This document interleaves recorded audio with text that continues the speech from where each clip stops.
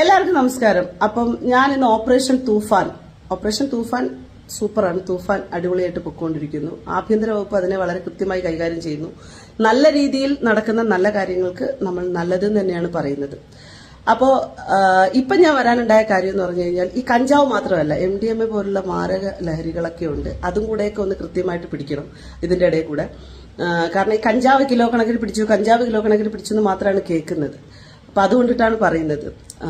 കാരണം ഇത്തരം ലഹരിക്ക് അടിമപ്പെട്ടിട്ടുള്ള ഒരുപാട് മാനസികാരോഗ്യ നഷ്ടപ്പെട്ടിട്ടുള്ള ഒരുപാട് കുട്ടികളെ പറ്റിയിട്ടും അവരുടെ കുടുംബങ്ങളെ പറ്റിയിട്ടൊക്കെ ഉള്ള ന്യൂസുകൾ കേട്ടിട്ടുണ്ട്. അതുകൊണ്ട് തന്നെ ഒരുപാട് കേസുകൾ അത്തരത്തിൽ റിപ്പോർട്ട് ചെയ്യുന്നത് കൊണ്ട് ഇത്തരം വിഷയങ്ങളെ, അതായത് MDMA പോലുള്ള വിഷയങ്ങളെ കൂടുതലായിട്ട് പോലീസ് കവർ ചെയ്ത് പിടിക്കുന്നതായിട്ട് കാണുന്നില്ല. അതുകൊണ്ടിട്ട് അത് ഒന്ന് ശ്രദ്ധയിൽപ്പെടുത്താൻ ആഗ്രഹിക്കുന്നു. അതുപോലെ തന്നെ നിങ്ങൾ എല്ലാവരും കണ്ടുകൊണ്ടിരിക്കുന്ന 2-3 ദിവസമായിട്ട് സ്ട്രീമറായിട്ടുള്ള നിഹാൽ എന്ന് പറഞ്ഞിട്ട് നിങ്ങൾക്ക് എല്ലാവർക്കും അറിയാം.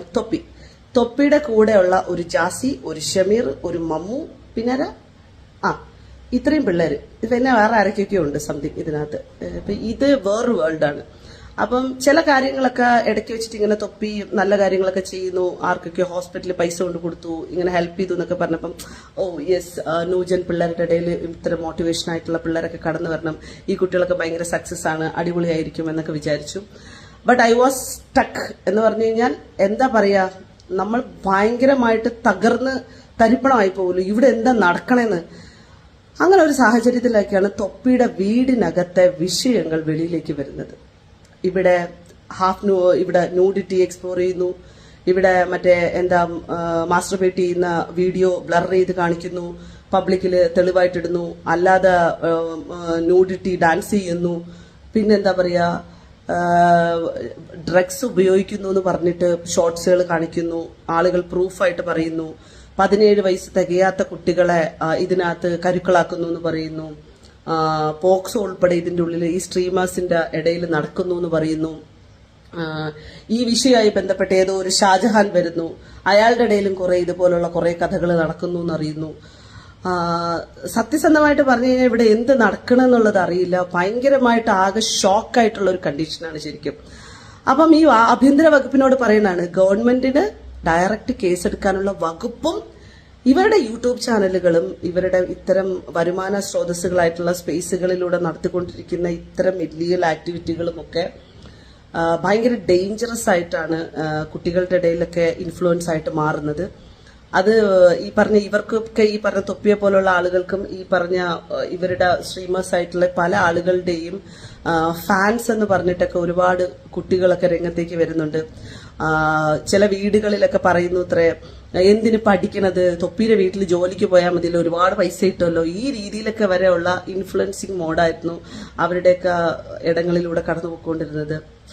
അപ്പം തൊപ്പിയെ ചുറ്റിപ്പറ്റിയിട്ടുള്ള ഒരുപാട് വിഷയങ്ങൾ ഇങ്ങനെ നടക്കുന്നു, എല്ലാത്തിലും ഭയങ്കരമായ ദുരൂഹതകൾ നടക്കുന്നു. ഈ പറഞ്ഞതുപോലെ അവർ വന്ന് നിന്നിട്ട് ഞാൻ പ്രൂഫ് ഉൾപ്പെടെ കാണിക്കുന്നു, ഞാൻ അത് ചെയ്യുന്നു, ഞാൻ ഇത് ചെയ്യുന്നു എന്നൊക്കെ പറയുമ്പോഴും ഇവർ ചെയ്തുകൊണ്ടിരിക്കുന്ന ആക്ടിവിറ്റികൾ ഡ്രഗ്സ് ഉപയോഗിക്കുന്നതിനെ പറ്റിയിട്ടും പോക്സോ അലിഗേഷനും വീണ്ടും ഞാൻ പറയുന്നതാണ്, പോക്സോ അലിഗേഷനും ഇതുപോലുള്ള nudity means something masturbation videos ഇത് ഒക്കെ വെച്ചിട്ട് ജനങ്ങളുടെ ഇടയിലേക്ക് ഇവരിങ്ങനെ ഇറങ്ങി വരികയാണ്. ഇതിനെതിരെ തക്കതായിട്ടുള്ള നടപടി ഉണ്ടാവണം. കേരള പോലീസിനോടാണ് ഇത് പറയുന്നത്. ഇതിനെതിരെ തക്കതായിട്ടുള്ള നടപടി ഉണ്ടാവണം. ഇത് ഭയങ്കര ഡേഞ്ചറസ് കണ്ടീഷനിലാണ് ഇത് പോയിക്കൊണ്ടിരിക്കുന്നത്. അപ്പം ഈ വിഷയം ഞാൻ ഈ സംസാരിക്കുന്നത് പോലും കുട്ടികളുടെ ഇടയിലേക്ക് ഭയങ്കരമായിട്ടുള്ള ഇൻഫ്ലുവൻസിങ് ഇവരുടെ വിചാരങ്ങൾ ചെലുത്തിക്കൊണ്ടിരിക്കുകയാണ്. അത് ഭയങ്കര ഡേഞ്ചറസ് ആയിട്ടാണ് പോയിക്കൊണ്ടിരിക്കുന്നത്. തക്കതായിട്ടുള്ള നടപടി ഉണ്ടാവണം. വൺസ് അഗെയിൻ ഞാൻ ഇത് റിക്വസ്റ്റ് ചെയ്യുന്നത് കേരള പോലീസിനോടാണ്. എല്ലാവരും ഇത് വാച്ച് ചെയ്തുകൊണ്ടിരിക്കുകയാണെന്ന് എനിക്കറിയാം.